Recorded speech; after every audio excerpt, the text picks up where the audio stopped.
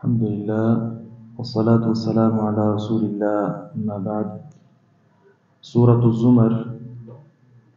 آیت نمبر 19 بسم اللہ الرحمن الرحیم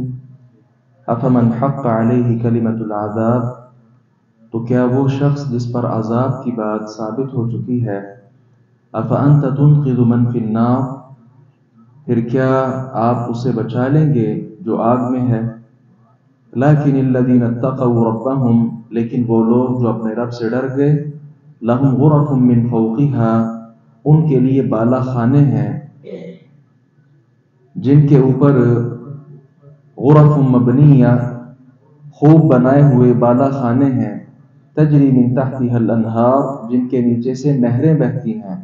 وعد اللہ کا وعدہ ہے لا یخلف اللہ المیعاد اللہ اپنے وعدے کی خلاف ورزی نہیں کرتا الم تر ان اللہ انزل من السماء ماء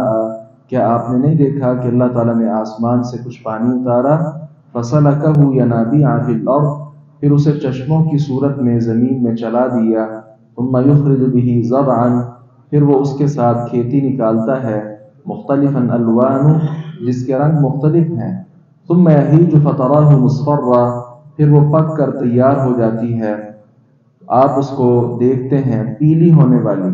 ثم یجعلہ حطاما پھر وہ اسے چورا بنا دیتا ہے ان فی ذلک لذکری لأولی الالباب بلا شبہ اس میں عقلوں والوں کے لیے یقیناً بہت بڑی نصیحت ہے جو شخص شیطان کی پیروی کرتا ہے اور کفر پر اصرار کرتا ہے ایسے آدمی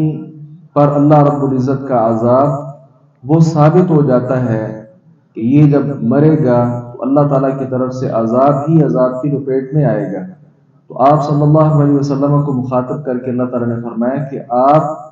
اس شخص کو عذاب سے روک سکتے ہیں جس کو میں عذاب پہ ڈال دوں تو ایسا تو ممکن ہی نہیں ہے انک لا تہدی من احببت رسول اللہ صلی اللہ علیہ وسلم چاہتے تھے کہ فلانا بندہ بھی مسلمان ہو جائے فلانا بھی مسلمان ہو جائے اللہ تعالیٰ نے فرمایا ایسا نہیں ہو سکتا ہدایت دینا میرا کام ہے آپ کا کام صرف دعوت دینا ہے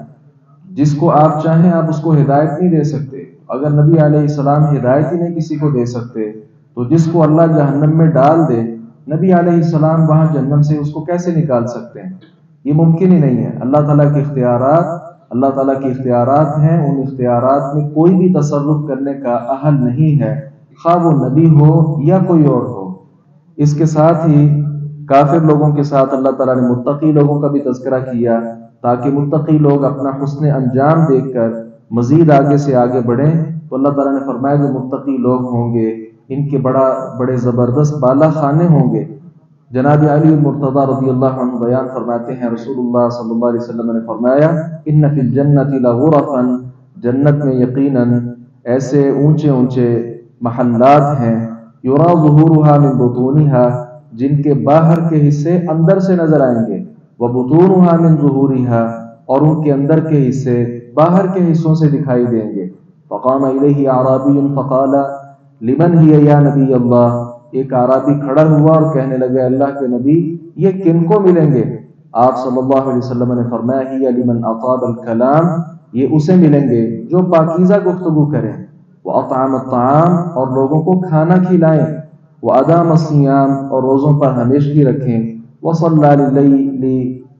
للہ باللیل والناس نیام اور رات کے وقت جب لوگ سو رہے ہوں اس وقت وہ اللہ کے لیے نماز پڑھے جن لوگوں کے اندر یہ صفات پائی جائیں گی ایسے عظیم بالا خانے جنت میں کہ جن کے نیچے سے نہریں بہ رہی ہیں یہ ان کو ملیں گے آخر میں اللہ رب العزت نے دوبارہ سے جو دنیا کی زندگی ہے اس کی حقیقت کھول کر بیان کر دی کہ جس طرح آسمان سے پانی برستا ہے اور اس پانی کے ساتھ کھیتی اگتی ہے آہستہ آہستہ ہریالی میں اور پھر اس کا رنگ پیلا پڑ جاتا ہے پک جاتی ہے اس کے بعد بالکل ساری کی ساری چورا چور ہو جاتی ہے یہی انسان کی زندگی کا معاملہ ہے بچپن ہے لڑکپن ہے جوانی ہے اور بالآخر بڑھاپا اور اس کے بعد یہ ساری زندگی ختم ہو جاتی ہے عقل والا وہ آدمی ہوتا ہے جو اس دنیا سے فائدہ اٹھا کر آخرت کی زندگی کو سنوار لے اللہ تعالیٰ سے دعا ہے باری تعالیٰ حق بات کو سمجھنے اور اس پر عمل پیرا ہونے کی توفیق عطا فرمائے